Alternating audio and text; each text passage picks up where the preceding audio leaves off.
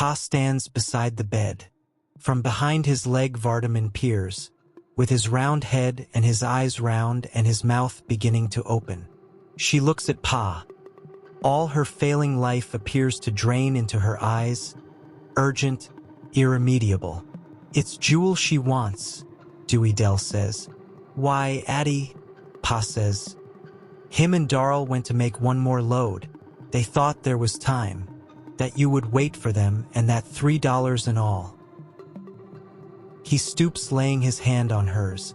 For a while yet she looks at him, without reproach, without anything at all, as if her eyes alone are listening to the irrevocable cessation of his voice.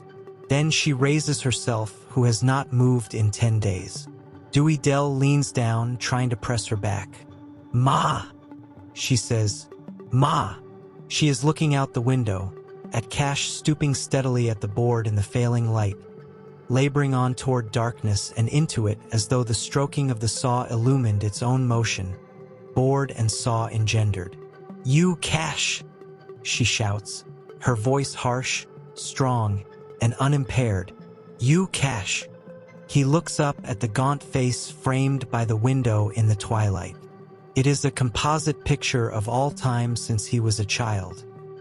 He drops the saw and lifts the board for her to see, watching the window in which the face has not moved.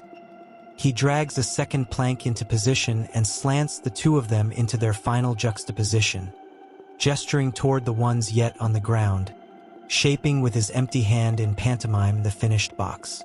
For a while still she looks down at him from the composite picture, neither with censure nor approbation. Then the face disappears. She lies back and turns her head without so much as glancing at Pa. She looks at Vardaman, her eyes, the life in them, rushing suddenly upon them. The two flames glare up for a steady instant. Then they go out as though someone had leaned down and blown upon them. Ma, Dewey Dell says. Ma! Leaning above the bed, her hands lifted a little, the fan still moving like it has for 10 days, she begins to keen. Her voice is strong, young, tremulous and clear, wrapped with its own timbre and volume, the fan still moving steadily up and down, whispering the useless air. Then she flings herself across Addie Bundren's knees, clutching her, shaking her with the furious strength of the young before sprawling suddenly across the handful of rotten bones that Addie Bundren left, jarring the whole bed into a chattering sibilance of mattress shucks. Her arms outflung and the fan in one hand still beating with expiring breath into the quilt. From behind Pa's leg Vardaman peers, his mouth full open and all color draining from his face into his mouth, as though he has by some means fleshed his own teeth in himself, sucking. He begins to move slowly backward from the bed, his eyes round, his pale face fading into the dusk like a piece of paper pasted on a failing wall, and so out of the door. Pa leans above the bed in the twilight, his humped silhouette partaking of that owl-like quality of awry-feathered, disgruntled outrage within which lurks a wisdom too profound or too inert for even thought. "Durn them boys," he says. "Jewel, I say." Overhead the day drives level and gray, hiding the sun by a flight of gray spears. In the rain the mules smoke a little, splashed yellow with mud, the off one clinging in sliding lunges to the side of the road above the ditch. The tilted lumber gleams dull yellow, water-soaked and heavy as lead, tilted at a steep angle into the ditch above the broken wheel. About the shattered spokes and about Jewel's ankles a runnel of yellow neither water nor earth swirls, curving with the yellow road neither of earth nor water, down the hill dissolving into a streaming mass of dark green neither of earth nor sky. "Jewel, I say." Cash comes to the door carrying the saw. Pa stands beside the bed, humped, his arms dangling. He turns his head, his shabby profile, his chin collapsing slowly as he works the snuff against his gums. "She's gone," Cash says. "She taken and left us," Pa says. Cash does not look at him. "How nigh are you done?" Pa says. Cash does not answer. He enters, carrying the saw. "I reckon you better get at it," Pa says. You'll have to do the best you can, with them boys gone off that away. Cash looks down at her face. He is not listening to Pa at all. He does not approach the bed. He stops in the middle of the floor, the saw against his leg, his sweating arms powdered lightly with sawdust, his face composed.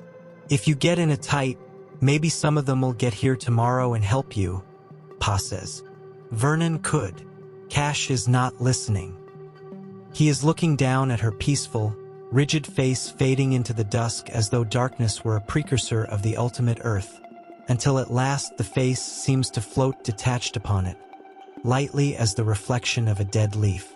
There is Christians enough to help you, Pa says. Cash is not listening. After a while he turns without looking at Pa and leaves the room. Then the saw begins to snore again. They will help us in our sorrow, Pa says. The sound of the saw is steady, competent, unhurried, stirring the dying light so that at each stroke her face seems to wake a little into an expression of listening and of waiting, as though she were counting the strokes. Pa looks down at the face, at the black sprawl of Dewey Dell's hair, the outflung arms, the clutched fan now motionless on the fading quilt. I reckon you better get supper on, he says. Dewey Dell does not move. Get up now and put supper on, Pa says. We got to keep our strength up. I reckon Dr. Peabody's right hungry, coming all this way, and Cash'll need to eat quick and get back to work so he can finish it in time. Dewey Dell rises, heaving to her feet. She looks down at the face. It is like a casting of fading bronze upon the pillow, the hands alone still with any semblance of life. A curled, gnarled inertness. A spent yet alert quality from which weariness, exhaustion, travail has not yet departed, as though they doubted even yet the actuality of rest, guarding with horned and penurious alertness the cessation which they know cannot last. Dewey Dell stoops and slides the quilt from beneath them and draws it up over them to the chin, smoothing it down, drawing it smooth. Then, without looking at Pa, she goes around the bed and leaves the room. She will go out where Peabody is, where she can stand in the twilight and look at his back with such an expression that, feeling her eyes and turning, he will say, I would not let it grieve me now. She was old and sick too, suffering more than we knew. She couldn't have got well. Vardaman's getting big now, and with you to take good care of them all. I would try not to let it grieve me. I expect you'd better go and get some supper ready. It don't have to be much, but they'll need to eat. And she looking at him, saying you could do so much for me if you just would. If you just knew. I am I and you are you and I know it and you don't know it and you could do so much for me if you just would and if you just would then I could tell you and then nobody would have to know it except you and me and Darl. Pa stands over the bed, dangle-armed, humped, motionless. He raises his hand to his head, scouring his hair, listening to the saw. He comes nearer and rubs his hand, palm and back, on his thigh and lays it on her face and then on the hump of quilt where her hands are. He touches the quilt as he saw Dewey Dell do, trying to smooth it up to the chin, but disarranging it instead. He tries to smooth it again, clumsily, his hand awkward as a claw, smoothing at the wrinkles which he made and which continue to emerge beneath his hand with perverse ubiquity, so that at last he desists, his hand falling to his side and stroking itself again, palm and back on his thigh. The sound of the saw snores steadily into the room. Pa breathes with a quiet, rasping sound, mouthing the snuff against his gums. God's will be done, he says. Now I can get them teeth. Jewel's hat droops limp about his neck, channeling water onto the soaked toe sack tied about his shoulders as, ankle deep in the running ditch, he pries with a slipping 2x4, with a piece of rotting log for fulcrum at the axle. Jewel, I say, she is dead, Jewel. Addie Bundren is dead.